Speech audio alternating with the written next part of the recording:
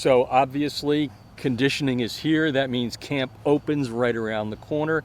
What are some of the things you're going to do during conditioning? Obviously it's a lot different than last year, but what are some of the things you want to try to do this week?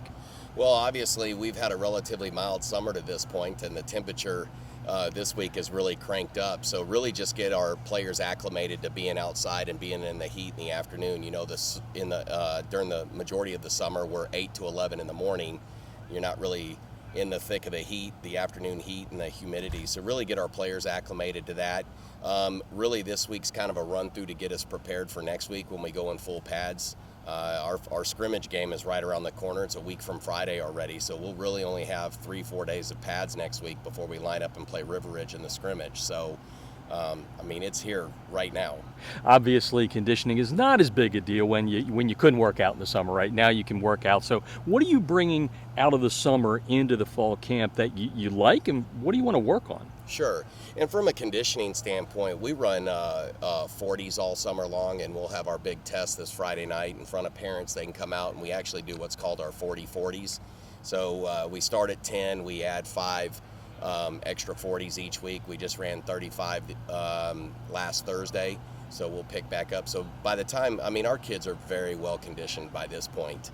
Well, obviously, during the course of the summer, the best you can be in is helmets. So, you know, we really want to see when camp opens up in pads next week, you know, the type of physicality that we're bringing. It's hard to judge the O-line and D-line during the course of the summer when you're in helmets.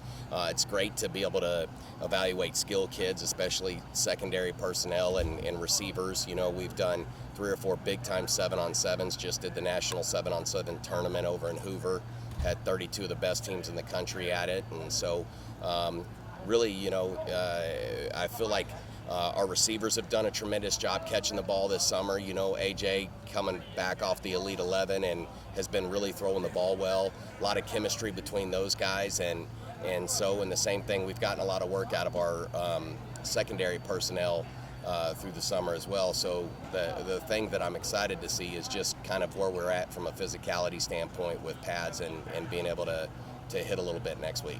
We talked on the podcast about AJ Swann and, you know, what would he, it was before the Elite 11. I kept saying, you know, everybody comes out of that a little different, a little bit more mature and all that. What have you seen out of AJ since that time out there in LA?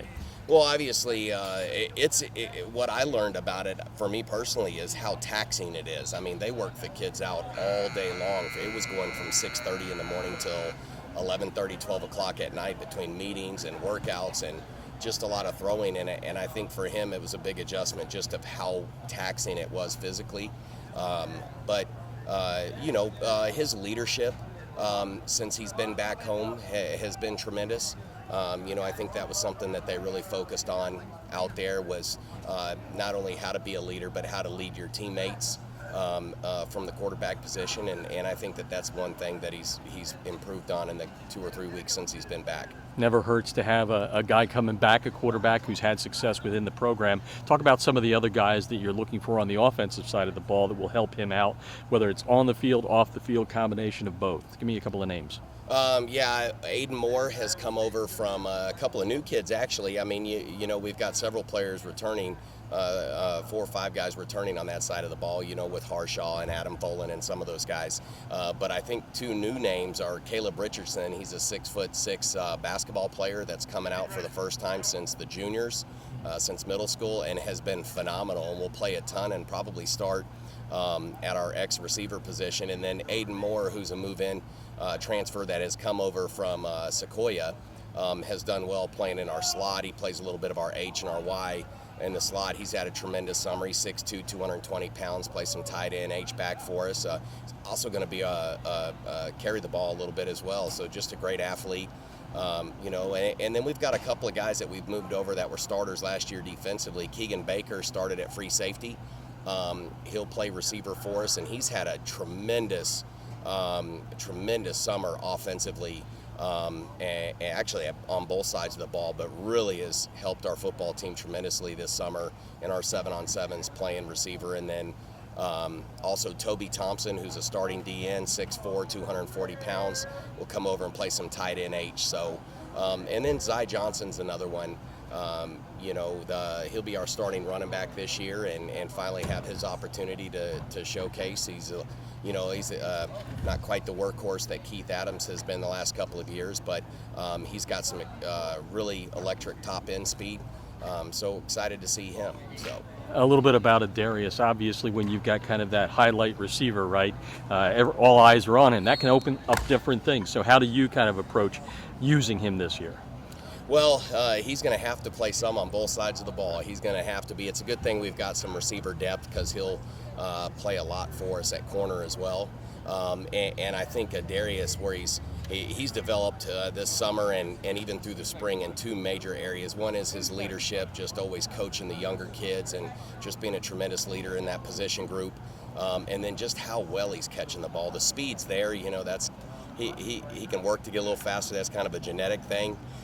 He's been fast since middle school. But just the way he's been able to catch the ball and eliminate, dropped passes. So really excited for him and AJ to have one more year together. And I think big things. Darius set some goals to have 10 touchdowns and 1,000 yards, and I think that those are definitely attainable for him. No doubt you guys can score points. I don't think that's going to be a problem this year. The other side is stopping people. You said there are going to be some track meets out there, I guess. What's the stuff you're going to work on defensively to get this team into a shape of making the playoffs and making a run? Well, sure. I definitely think the defensive strength for us is going to be on the defensive line, and we just have a lot of depth. It's sophomore Javon Hobson is going to be a superstar. Jax Holcomb's another guy that we've got. Landon Luster, who's a baseball player, he's 6'2", about 215, 220. He's going to help at defensive end, and so we've got a lot of depth. I've not even mentioned Toby Thompson, who's a 2-year returning starter. At D-line, and he's going to play some offense, and Toby will still start on defense, but we're fairly deep. Kyan Simmons, who played some last year at D-line, at D-end, and we've moved him to our Mike Backer, has been probably one of my biggest surprises defensively. And then at Mike Backer, he had a tremendous spring in pads, he had a tremendous spring game, and he's continued to grow during the summer. And then we have the Goddard twins, Tyler, who plays our Sam Backer, and Chase, who's our starting strong safety. So I mentioned Keegan Baker. I think another one who's had a tremendous summer is Ryan O'Keefe, who's moved from safety to corner, and has really solidified one of our corner positions as well. And the last question is, what are the boxes you need to check during conditioning, during camp, to know you're ready for Mays and to go 1-0 on week 1? Yeah, I think it's really just some chemistry on the offensive line. We start playing in a very short limited amount of time, so we have 2 returning starters on the O-line, and Ryan Chanley, who's moving from guard to tackle, and our center, Ben Rice, who's moving from center to tackle, and they'll be our two tackles and our only returning starters. So we'll have 3 new guys on the interior. Not a lot of game experience by any of the 3. They are 3 fantastic, young men. They've worked their butts off. They're tremendous leaders, and really looking forward to the chemistry that the offensive line has. And then trying to find another corner. Obviously, Evan Biegers had a great summer, opposite of O'Keefe, but just really trying to solidify. If you don't have corners in this league, you're going to give up a lot of points. And so we've been blessed last couple of years with a couple that we've had that are now going to be playing in college, and so those are a couple of areas right there.